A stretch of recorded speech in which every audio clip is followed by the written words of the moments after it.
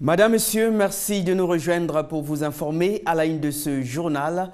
La journée mondiale de l'environnement sera célébrée ce 5 juin sur le thème « Combattre la pollution plastique », un thème qui interpelle.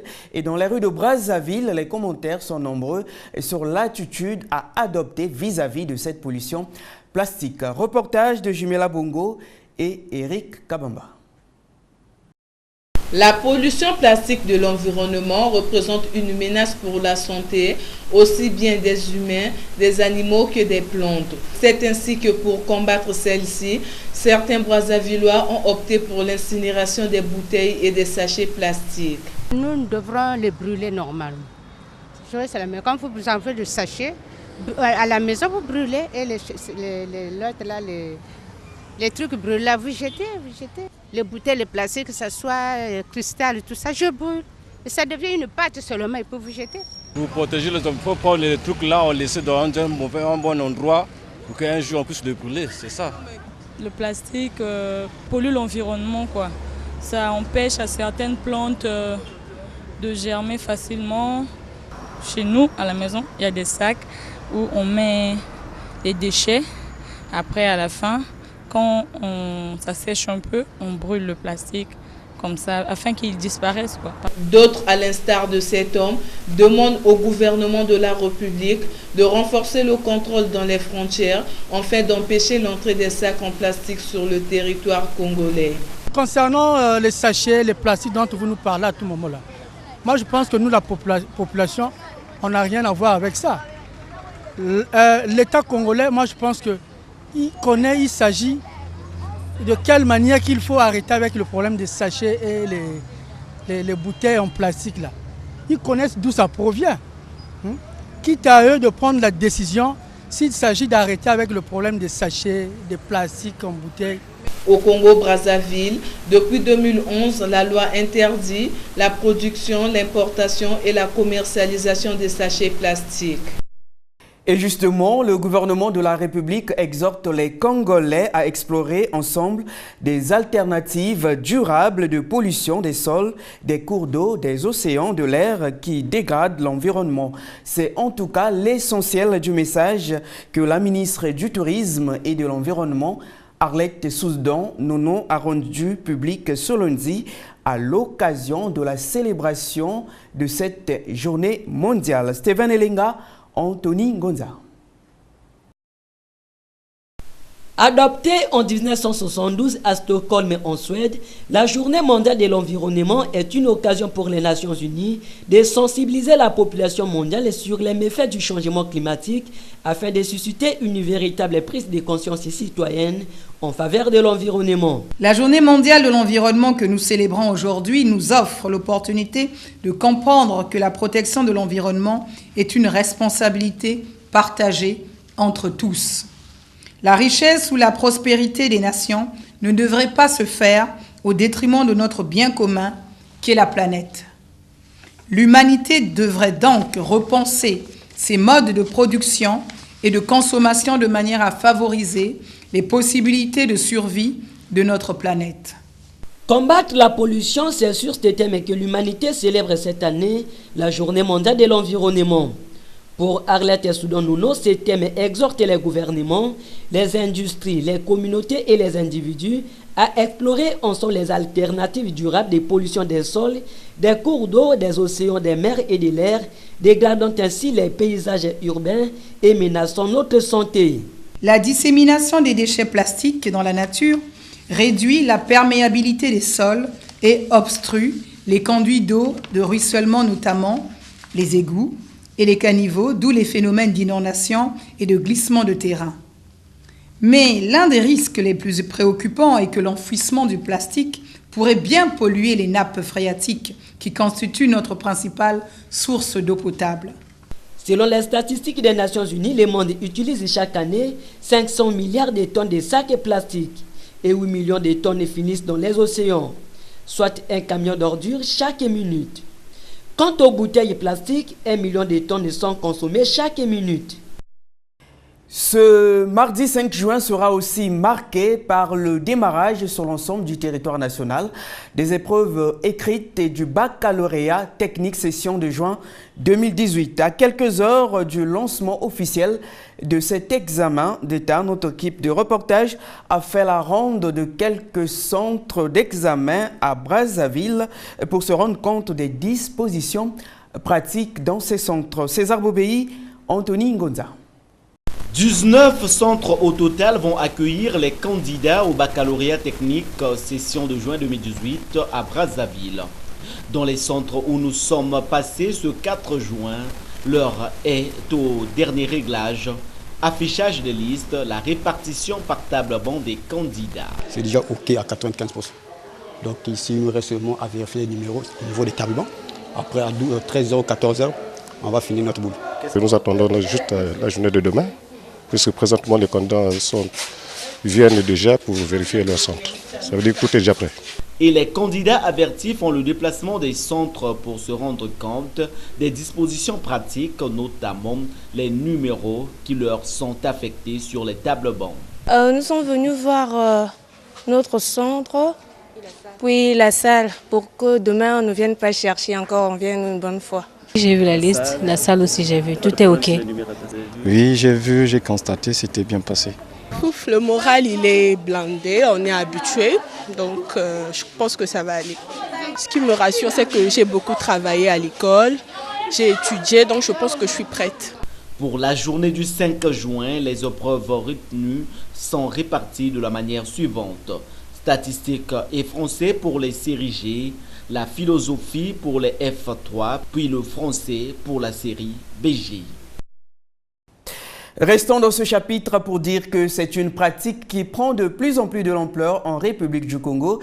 À l'orée des examens d'État et de fin d'année, certains élèves se réfugient dans les églises pour solliciter la faveur divine. Alors, la réussite aux examens d'État dépend-elle de la prière ou de la préparation des apprenants? Les réponses des Brazzavillois dans ce reportage de Jude Moutali et Anthony Ngonza.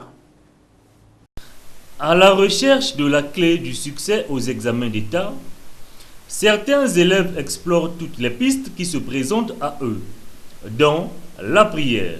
L'attitude elle est bonne, il y a nombreux qui vont souvent à la prière pour demander de l'aide à Dieu. On a la foi en Dieu et voilà. Il ne peut pas mais il va faire. La prière, ça va vous donner une certaine assurance et donner une certaine confiance en vous. J'ai passé des séances de prière. Bon, juste pour recommander l'examen entre les mains de Dieu, quoi. Une thèse rejetée ici en bloc par ces Brazzavillois, car pour eux, le travail est et demeure le seul facteur déterminant pour la réussite aux examens d'État. En tant qu'enseignant, je ne peux pas bien apprécier ça, puisque la réussite, c'est dans les études. Il faut lire. Mais il ne sert à rien, à quelques 48 heures durant les examens, d'aller encore passer des nuits entières dans des veilles de prière, aller remettre les stylos à un prêtre, à un pasteur pour vous dire qu'on va réussir parce que le stylo doit être béni par le pasteur. Le pasteur lui-même, il est qui? Un enfant qui a assisté au cours, qui a participé à toutes les évaluations et qui a compris les enseignements n'a pas besoin d'aller encore dormir dans les veillées de prière pour affronter les épreuves finales. Il faut d'abord travailler et la prière viendra après. Moi, c'est ce que je pense, c'est d'abord le travail. Le pasteur Bruno de l'église ministère d'évangélisation Vérité et Vie lève l'équivoque. Même si l'on vous impose les mains à la veille de votre examen, même si on vous donne l'onction nécessaire, et que même si votre stylo, que sais-je encore, que vous allez utiliser pendant l'examen, peut dormir chez votre pasteur, chez votre prêtre, chez votre grand maître, cela n'aura aucun effet si vous n'avez pas travaillé. Les candidats aux différents examens d'État devraient se méfier de la superstition. L'examen se prépare dès le premier jour de la rentrée des classes. Jacques Roumain, Ne disait-il pas que l'homme est le boulanger de sa vie? Retour au Congo, les 32e finales de la Coupe du Congo de football démarrées samedi à Brazzaville prennent fin ce mardi à Pointe-Noire. En attendant l'entrée des équipes de la première division, celles des divisions inférieures se règlent les comptes. Fidel Stalgar Diaomba nous en parle dans ce commentaire. Ces 32e de finale de la Coupe du Congo de football édition 2018 prennent fin mardi à Pointe-Noire par les rencontres club de jeunes As Vaudou et Inter FC Pèlerin. Dans la capitale dimanche, en première explication, les Bleus de Yaba ont été sans pitié de Pénarol, battus sévèrement par 4-0. Déjà en première période, Yaba avait donné le ton en inscrivant 2 buts. À la reprise, ces joueurs ont confirmé leurs ambitions, celle d'aller plus loin en inscrivant 2 autres. Pénarol a tenté de sauver l'honneur sans toutefois trouver la faille, peut-être à la prochaine édition. Seconde explication, c'est MBS en bleu, BNG en jaune. Ici, le niveau était plus élevé. Aussitôt, le coup d'envoi, chaque formation s'est démarquée en siégeant le camp de l'autre. Plus réaliste dans les derniers gestes, c'est BNG qui a réussi à ouvrir la marque.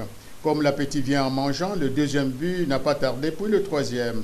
CMBS n'a pas du tout baissé les bras. Bien au contraire, les joueurs ont bousculé la défense adverse.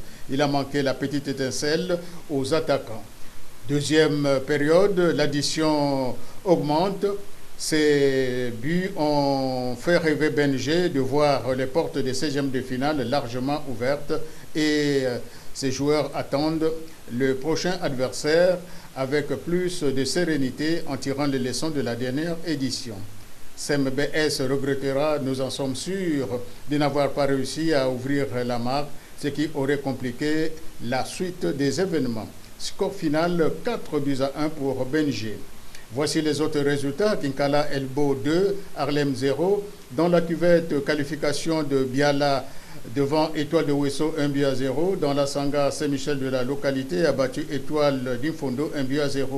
À Djambala, Kara de la localité a triomphé de Étoile du même coin 2-0. Carpillon de Sibiti a été sorti par Inter de Dolizé 3-0. Jeune Fauve 2, FC Bougoutou 0. Enfin, Amadingo, Corneille, TP Mystère de Brazzaville 5-0. Toujours en football, le dernier match qualificatif de la CAN des dames, Ghana 2018. Ça sera ce mercredi au complexe sportif Alphonse Massamba-Débat. Les Congolaises reçoivent les Camerounaises, vice-championnes. Les arbitres toutes au féminin viennent de Zambie 2, Lesotho 2, commissaire au match gabonaise.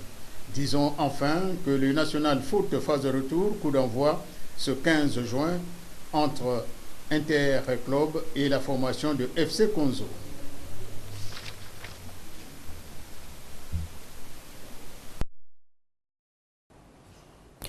Et on boucle avec la Coupe du Monde de la FIFA Russie 2018.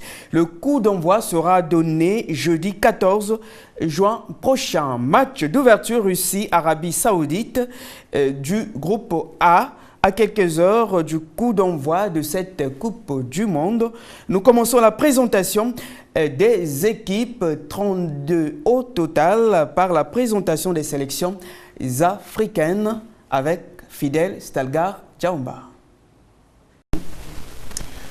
Après le Brésil, voici 4 ans, la Russie a pris le relais pour l'organisation de la fête du football en 2018. 32 équipes nationales issues de tous les continents vont tenter de glaner cette prestigieuse coupe détenue par l'Allemagne. Cette 21e édition, pour la première fois en Russie, 12 stades ont été retenus dans 11 villes. Nous commençons la série de présentations des équipes pour les 5 qui représentent l'Afrique, à savoir le Nigeria, le Sénégal, l'Égypte, le Maroc et la Tunisie, bien que n'étant pas dans le même groupe. Ainsi, groupe A, composé de la Russie, l'Arabie Saoudite et l'Uruguay, se trouve l'Égypte de Mohamed Salah, qui ouvre le bal pour l'Afrique contre l'Uruguay. Ce sera vendredi 15 à 13h TU. Troisième participation, 1934, 1990 et 2018. Le groupe B où est logé le Maroc, l'Espagne, le Portugal et l'Iran, les Lions de Carthage qui sont en course avec les États-Unis pour l'organisation de la prochaine Coupe du Monde 2026 connaîtront le verdict le 13 juin, jour de la délibération. Le Maroc a déjà participé 5 fois à la phase finale, 1970, 86, 90, 98 et 2018. Son premier match contre l'Iran, vendredi 15 à 17h TU. Le groupe D composé de l'Argentine, l'Islande, la Croatie et le Nigeria. Le Nigeria qui sera à sa troisième phase consécutive. Le Nigeria donc jouera son premier match le samedi 16 contre la Croatie. 6 participations à son actif, 94, 98, 2002, 2010, 2014 et 2018.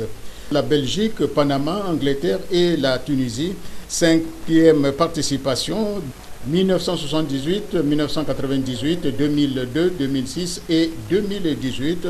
Le premier match contre l'Angleterre à 19h TU le lundi 18. Enfin, dans le groupe H, le Sénégal aura comme adversaire la Pologne, la Colombie et le Japon. Deuxième participation, 2002 et 2018. Premier match mardi 19 contre la Pologne à 13h TU. Coup d'envoi jeudi 14 juin, Russie-Arabie Saoudite à 16h TU. Le premier tour se terminera le 28 juin. Le trophée de la Coupe du Monde de la FIFA 2018 est arrivé en Russie dimanche. C'est Mathéus qui a dévoilé le trophée devant un public médusé. Fin de ce journal, Madame, Messieurs, merci à vous de l'avoir suivi. Au revoir.